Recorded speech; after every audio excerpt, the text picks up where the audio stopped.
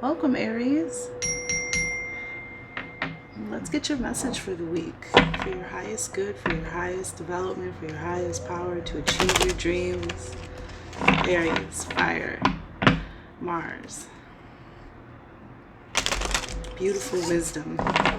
That's what I just saw in the cut. Beautiful wisdom Aries have. More people would just listen to you, right? They would just listen to you. They could deal with things in their lives much better, Aries. I know. What message do we have this week? Oh, from the moon. Bottom of the deck, nourishment. Are you nourishing yourself? Your mind, your body, your spirit? Self-care is the best care. Self-love is the best love. Ooh. So we have fear here. Something going on regarding fear this week, all right? Maybe this is something. Try to get rid of that. There we go, glare. Let's find out more about what this fear is about. Fear coming from you, fearing coming from others, fear from current situation. Let's find out.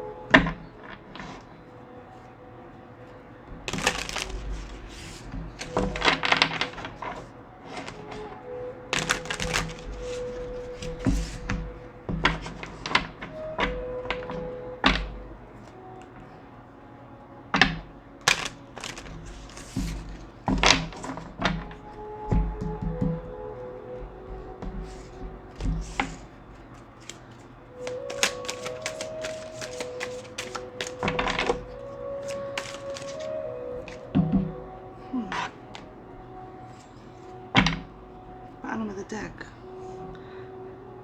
The star. Good omens. Blessings, gifts, new beginnings, renewal, peace, protection, connection.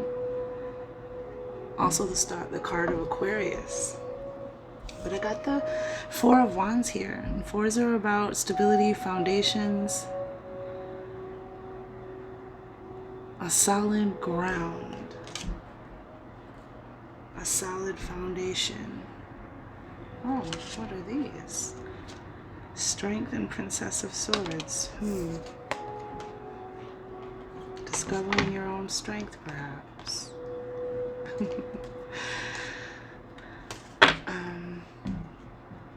I really want to do this too. Let me get this out.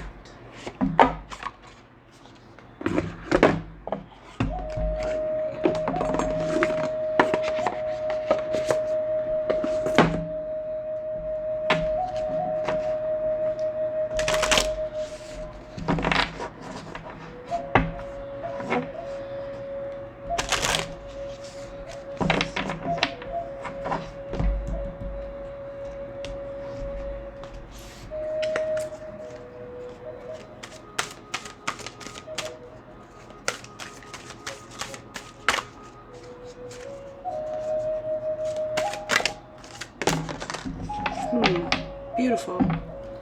Dream shield. Pay attention to your dreams. Trust your own guidance on your path in life. And we have the sun god. Divine masculine fire energy. The fire energy. Something about a cycle ending and something new beginning, perhaps. So we have fire energy on the table, and then we have Earth Star chakra. Maybe do some, look into some root chakra work. But let's find out what's going on. All right, let's get you an animal totem. For this week, you may see this animal show up in your reality. You may have already been showing up in your reality. Doesn't have to be a live one. It could be a documentary you come across, a picture, a painting, a sweatshirt, a magnet on a refrigerator. All right, right off the bat we have fish. feminine energy, fertility, and abundance. Of course it is. The fish is a sacred symbol to many peoples and has assumed the form of deities and other supernatural beings. As a creature of the water, it is associated with feminine, life-giving energies and is often a character in creation myths. The trio, a tribe from the tropical rainforests of Brazil, tell the story of Patawa, a fisherman who is visited by a spirit woman that rises from the body of a fish. The spirit woman shows Patawa how to cultivate plants and how to cook them. To the Peck Indians of Honduras, the nine-eyed mermaid Sarina is the mother of all fish. The Peck people would have special ceremonies before fishing to ask Serena for permission to take some of her offspring. In the painting, the head of a woman is framed within the body of the fish, emphasizing the feminine aspects of the animal spirit. Feminine aspects also are your inner gifts, your inner intelligence. Oh wow, that just came right out. I'm just going to take it. Preservation. Reevaluate this battle you are engaged in. A hasty retreat may be in order. Self-preservation may be the only thing salvageable.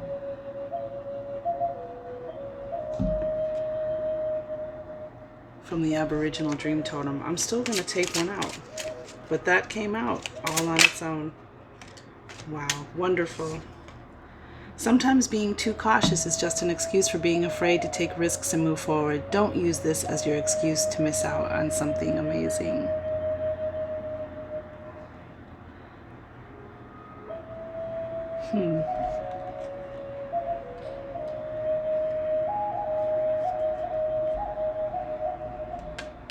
Let's read what the fear is about from the Queen of the Moon. And it's number 11, which is about new beginnings and manifestations. The time for courage is here. Fear is only useful if it teaches you something. You must examine whether your fears are old or new, useful or helpful. Fear blocks flow. If there is one thing that stops people from fulfilling their dreams or even getting things done that they want done, it is fear. Experiencing fear is built in a chemical part of the way our brain works to protect us. Emotions such as fear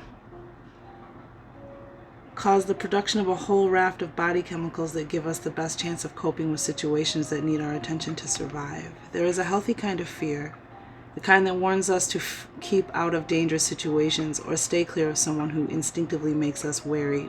However, it would be a rare person who does not have at least one fear that does not serve them. A fear that is unrealistic or untrue, or perhaps based on an outmoded experience or something that is buried so deeply we only see the symptoms rather than the fear itself. Most fears have been formed with the positive intent of protection, which I'm feeling protection coming from this sun god, from the Ra, which is also fire energy. And then it's interesting that we have yellow here in the fish as well. And there's also yellow. Fear has many names. We need to separate that intention out. Okay, I'm sorry. Let me roll back. Experience or something that is buried so deeply we only see the symptoms rather than the fear itself. Most fears have been formed with the positive intent of protection. We need to separate that intention out and deal with it in a more resourceful and less destructive way if we are to create ease and flow in our lives. Fear has many names. Covert ones are envy, jealousy, codependence, procrastination, bullying, people-pleasing, disconnection. More overt ones are avoidance fear or failure or fear of success. There is, however, a kind of antidote to fear, and it is courage. Fear will put up an initial resistance to courage, but it has no real long-term power against it. While we can be fearful and courageous at the same time, and I think courage contains a mighty big dose of fear, we can choose to face that fear and flow through it. We can choose to face that fear and flow through it until we fear less, and then eventually become fearless. The process isn't always graceful, it isn't always impressive, because it may be slow and deliberate steps we take. Taking these steps isn't always easy, an understatement. It isn't very always apparent to others. So it should be about us measuring how far we have come and not worrying about what anyone else thinks. Comparison is useless. Courage is powerful no matter what form it takes. Companion stone or metal, aquamarine, which is, it's coincidentally enough, the stone of Aries, right? Cooling. I feel like that water, that feminine energy of cooling and balancing. But something good is coming. Something wonderful is coming. You know, I mean, you've got these these beautiful cards here. A foundation of stability. Look at that. Something you can stand on. Four of Wands. Wands represent fire signs as well. And they also represent, and there's an 1111 here, which is interesting that you got the 11 card as fear. And I think that this card is more about Aries and the way that you are fearless and that you do have courage, and you should embrace that. That's your roots, your power. No fear this week, Aries. Not that you ever have fear, but I mean, then you have this energy, wonderful. Sometimes being too cautious is just an excuse for being afraid to take risks and move forward. Don't use this as your excuse to miss out on something amazing. Yeah, take care of yourself, Aries. Give yourself that which you give others. Give yourself that deep, nourishing love. And this week, you know, wherever you're at, whatever, as far as with something you fear, or if something comes up, tell me. Wow, shut the front door. This is the Tower in reverse.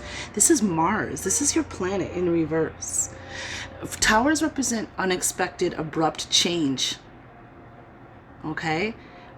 Sometimes very necessary change that we refuse to, the universe pushes us because we refuse to make that change.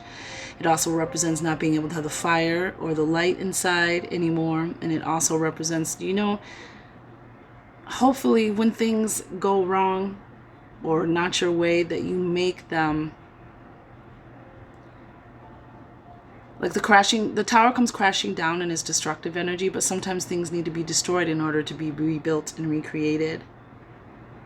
But this was in reverse when I wanted to know about fear.